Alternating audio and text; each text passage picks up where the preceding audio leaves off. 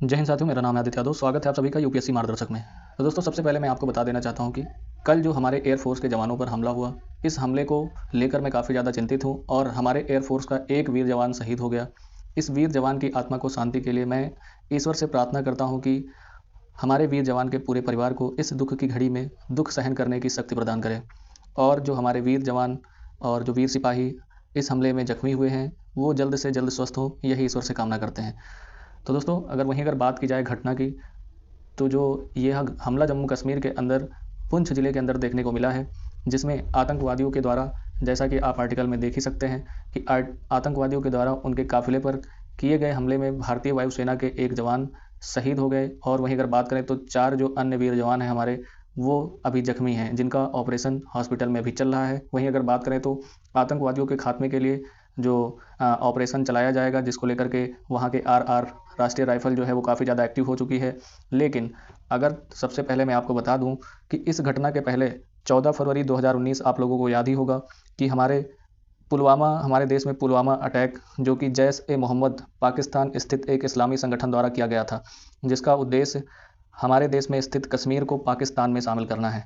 लेकिन इन सब चीज़ों को देखते हुए सबसे पहले आपको यह जानना ज़रूरी है कि आखिर इस आतंकवाद की शुरुआत कहाँ से हुई। तो सबसे पहले मैं आपको बता देना चाहता हूँ कि कल जो हमारे एयरफोर्स के जवानों पर हमला हुआ, कहानी की शुरुआत होती है 1980 से, जब पाकिस्तानी राष्ट्रपति जिया उल हक ने आज़ाद कश्मीर में जमात ए इस्लामी, पाकिस्तान में स्थित इस्लामी राजनीतिक दल और अबुल अला मौदूदी द्वारा स्थापित किया गया एक संगठन है, जिसकी बात करें तो जमात ए इस्लामी का पाकिस्तानी उत्तराधिकारी भी है। अगर बात की जाए इसकी स्थापना की, तो 1941 में इसकी स्थापना औपनिवेशिक भारत में हुई थी। इसका उद्देश्य क्रमित कानूनी और राजनीतिक प्रक्रिया के माध्यम से पाकिस्तान को शरिया कानून द्वारा शासित एक इस्लामिक राज्य में बदलना था।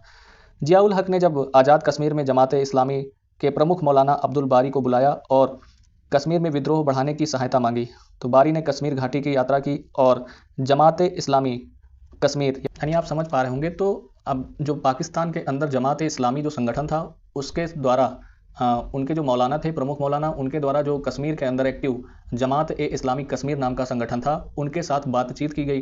तो बातचीत के दौरान जो जमात ए कश्मीरी जो संगठन था, उसके जो प्रमुख नेता थे मौलाना सादुद्दीन ताराबली, यानी कि यहाँ के जो संस्थापक थे इस संगठन के, अमीर मौलाना सादुद्दीन ताराबली, जो है कि 1983 में जिया उल हक के साथ बैठक के लिए इनको आमंत्रित किया गया। तो आमंत्रित किया तो गया, तो सादुद्दीन का कहना था कि पाकिस्तान के साथ हम विरोध तो करेंगे, लेकिन उसका जो पूर्ण परिचालन होगा, जो नियंत्रण होगा, वो हमारा होगा। वहीं अगर बात करें तो अगर आपकी जो भूमिका होगी वो सिर्फ हमारे जो सैन्य प्रशिक्षण को लेकर के होगी और वित्तीय सहायता को लेकर के होगी। हम विद्रोह तो करेंगे कश्मीर के अंदर, लेकिन जो सैन्य प्रशिक्षण है वो आपका होगा और जितना भी खर्चा आएगा वो आपका होगा, लेकिन इसका जो हम नियंत्रण पूरा अगर बात करें तो परिचालन जो होगा वो हमारे द्वारा किया जाएगा।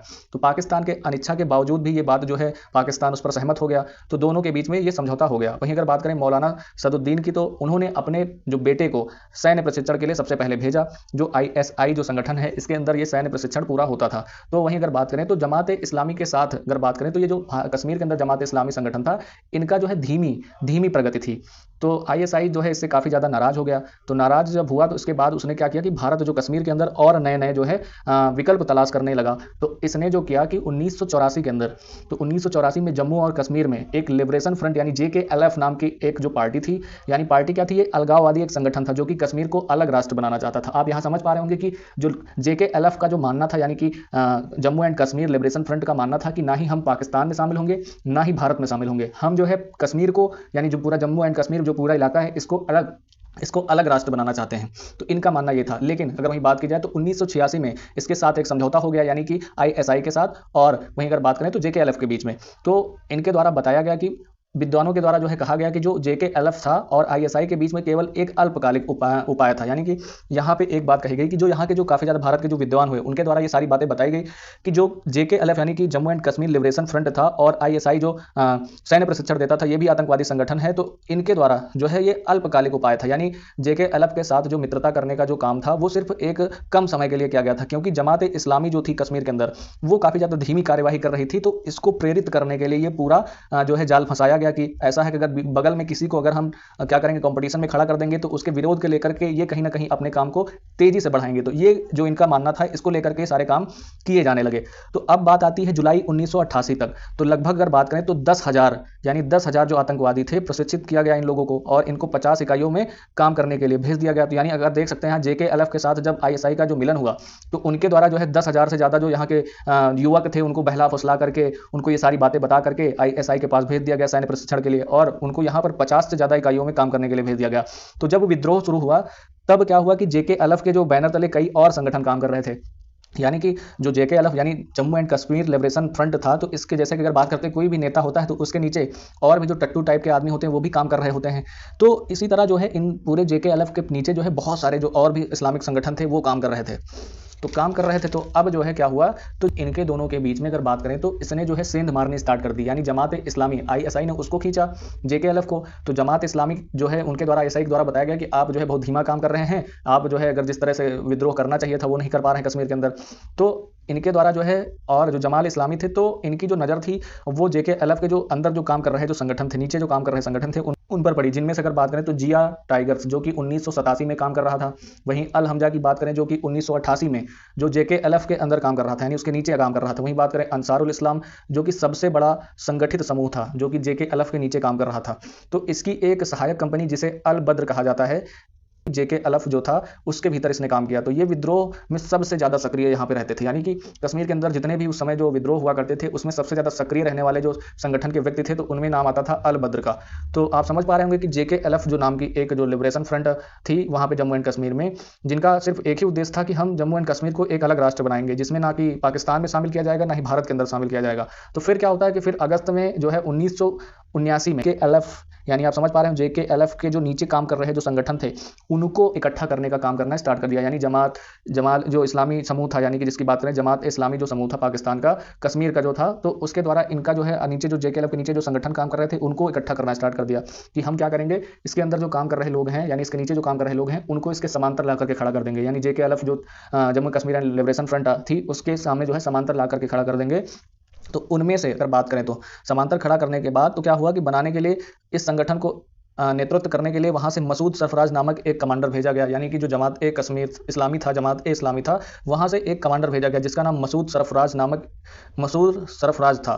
तो वो कमांडर जब आता है यहाँ पर, जिसको अगर बात करें तो इसके द्वारा हिजबुल मुजाहिदीन नामक एक जो है संगठन पूरा नाम दिया गया, इसको तैयार किया गया सभी को मिला करके, एकदम जो JKLF के नीचे जितने भी संगठन काम कर रहे थे उनको इकट्ठा ला करके उसके द्वारा ये नाम दिया गया हिजबुल मुजाहिदीन। तो कश्मीर के अंदर ये संगठन काफ़ी ज़्यादा एक्टिव हो गया।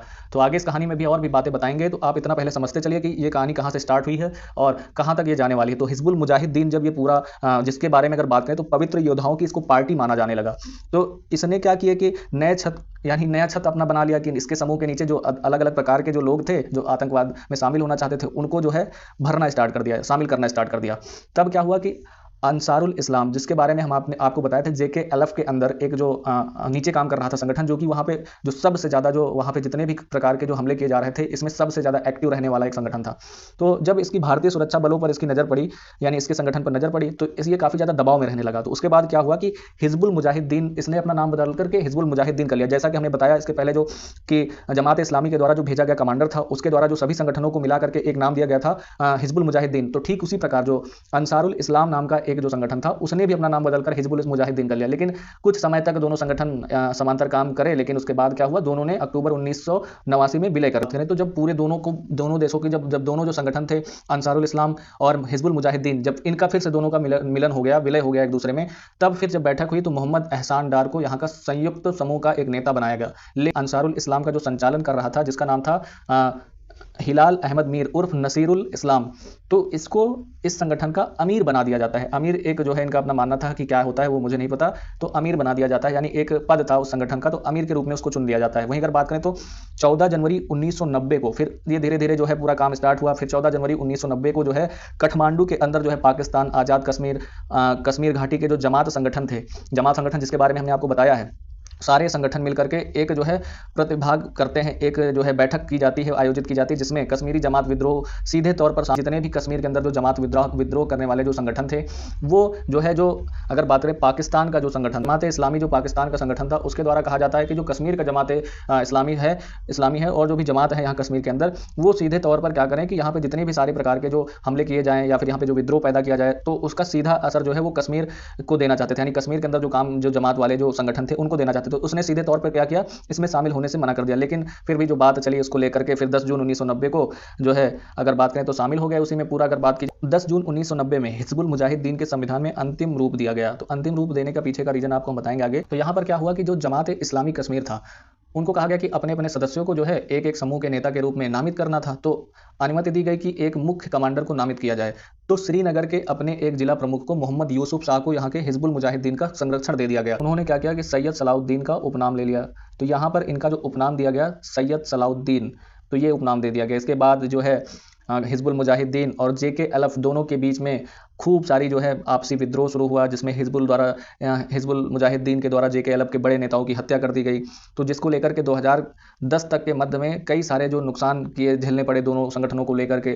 तो आपस में ही इन लोगों की भिड़ंत हो गई और भिड़ंत होने के बाद जब सामने आता है 2010, तब तक ये जो संगठन थे काफ़ी ज़्यादा कम हो चुके थे और नुकसान झेलने के बाद इनका असर कम देखने को मिलने लगा। वहीं अगर बात करें तो जब 2019 में जब 370 लाया गया, जब आर्टिकल 370 हटा दिया गया जम्मू एंड कश्मीर से, तब धीरे धीरे ये पूरे संगठन जो है वो कम पड़ने लगे। वहीं अगर बात करें 2023 तक इसने अपना जो है बात करें तो पूर्व का स्वरूप ले लिया। जिस प्रकार पहले ये काम कर रहा था ठीक उसी प्रकार अब काम करने लगा। लेकिन अभी भी कहीं ना कहीं इनके अंदर वो सारे आक्रोश तो भरे ही हैं, जिसको लेकर के हमारे सेना के ऊपर इसी प्रकार के हमले देखने को मिलते हैं।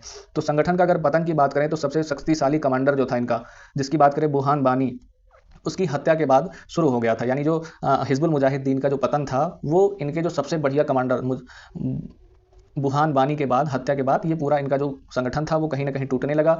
तो इसमें जो मेन भूमिका थी, यानी कि आपस में ही लड़ गए दोनों, JKLF यानी Jammu and Kashmir liberation front जो था, और वहीं अगर बात करें हिजबुल मुजाहिदीन।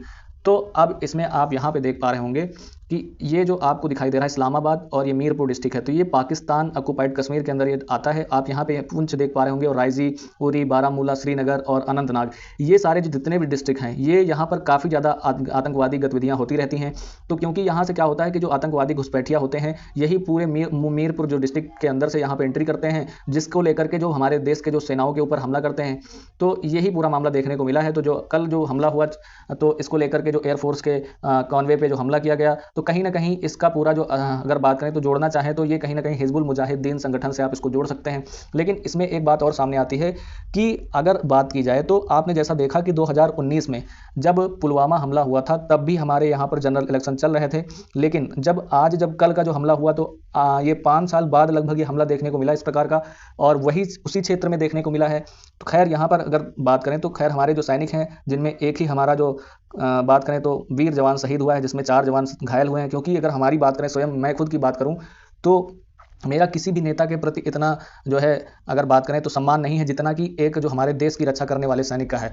तो अगर इसकी बात करें तो अगर बात करें तो 5 साल बाद एक ऐसा हमला देखने को मिलता है, तो आखिर आपके मन में भी ये सवाल आता होगा कि ये जब भी कभी जनरल इलेक्शन हमारे देश में होने होते हैं, तब ही क्यों ये जो हमले किए जाते हैं, आतंकवादी हमले दिखाई देते हैं, तभी सारी चीज़ें सामने आती हैं, ऐसा क्यों है? तो ये बात अभी तक हमको भी नहीं पता चली। लेकिन अगर बात करें तो किसी पार्टी को अगर फ़ायदा लेना होगा इसका, तो फ़ायदा तो उसी पार्टी का होगा जिस पार्टी की इस समय सरकार है। क्योंकि कभी भी अगर देश के अंदर जब बात आती है जब कभी भी सेना के ऊपर हमले हो जाएं या फिर ऐसे कुछ हमले हो जाएं, तो राष्ट्रीयता की जब बात आती है तो जनता एक तरफ हो जाती है। फिर ना किसी भी रोजगार, ना बेरोजगारी, कुछ नहीं, किसी के ऊपर भी बात नहीं करती, सिर्फ ओनली उसको देश दिखता है। तो ये सारा मामला जो है आपके ऊपर हम छोड़ते हैं कि आप क्या सोचते हैं इसके बारे में, कि जनरल इलेक्शन आते हैं तभी ऐसे जो घटनाएं हैं वो सामने देखने को मिलती हैं। तो इसके पीछे की पूरी वजह क्या है, तो आप कमेंट सेक्शन में इस पूरे मामले को देख करके आप बताएं कि इसके पीछे की पूरी वजह सच है या कहीं ना कहीं ऐसा देखने को मिलता है। अगर हम बात करें किसी भी पार्टी के द्वारा अगर ऐसा कुछ करवाया जाता है, तो बात करें तो जो सबसे अगर बात की जाती है तो जो प्रेजेंट में काम कर रही होती है, यानी जो प्रेजेंट में राजनीतिक पार्टी सत्ता में होती है, कहीं ना कहीं इन सब चीज़ों का जो है, क्योंकि देश के अंदर राष्ट्रीयता बढ़ेगी तो उसका फायदा कहीं ना कहीं जो प्रेजेंट में सरकार होगी उसी को मिलेगा। तो आप समझ पा रहे होंगे, तो आप इसमें कमेंट के जरिए आप अपनी राय दे सकते हैं कि आप क्या सोचते हैं इसके बारे में। तो जय हिंद, मिलता हूं अगली वीडियो में। आशा करता हूं कि इस वीडियो में आपको अच्छी जानकारी मिली होगी, और वीडियो अच्छी लगी तो वीडियो को लाइक करें और इसी तरह की इन्फॉर्मेटिव वीडियो के लिए हमारे चैनल को सब्सक्राइब करें। धन्यवाद।